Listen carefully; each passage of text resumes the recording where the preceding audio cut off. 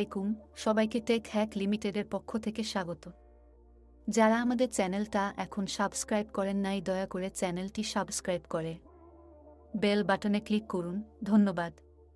আজকের পোস্টে আপনাদের সাথে শেয়ার করতে যাচ্ছি কিভাবে আপনারা আপনাদের মোবাইল ফোনে উইন্ডোজ ইমুলেটর ব্যবহার করে ফটোশপ ইউজ করতে পারবেন, এবং লো এন্ড পিসি আছে তারাও চাইলে একবার ইউজ করতে পারেন। মূলত এটি একটি অনলাইন ইমুলেটর। আপনাকে কোনো অ্যাপ ইনস্টল করতে হবে না। এটিতে আপাতত ফটোশপটাই ব্যবহার করা যায়। আরও অন্যান্য ফিচার শীঘ্রই আসবে। আমি আশা করি আজকের পোস্টটি আপনাদের ভালো লাগবে।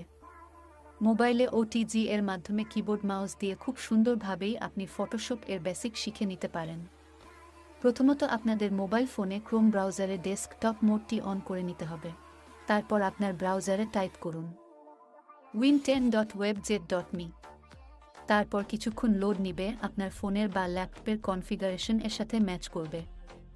এখানে দেখতে পাবেন আপনার ফোনের সাথে এই অনলাইন ইমুলেটর এর সময়ের মিল রয়েছে। এখন ফটোশপ ইউজ করার জন্য ফটোশপ আইকনে ক্লিক করুন।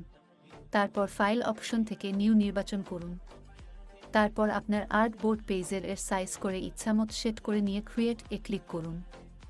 এখন আপনি ইউটিউব থেকে বিভিন্ন টিউটোরিয়াল দেখে আপনার স্কিলকে বাড়াতে পারেন। এখন আপনার আর্ট করা ডিজাইনটি কিভাবে সেভ করবেন?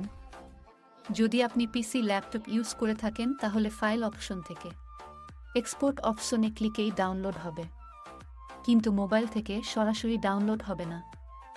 এর জন্য দুইটি উপায় রয়েছে। এক, ফাইলটি সেভ করার জন্য ফাইল অপশন এ ক্লিক করে শেয়ার এ ক্লিক করুন।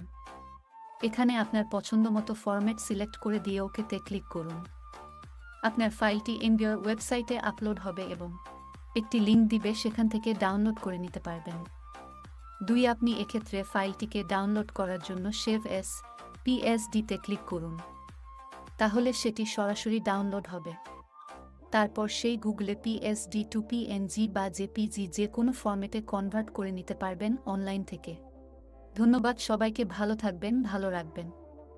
শুভকামনা নিরন্তর।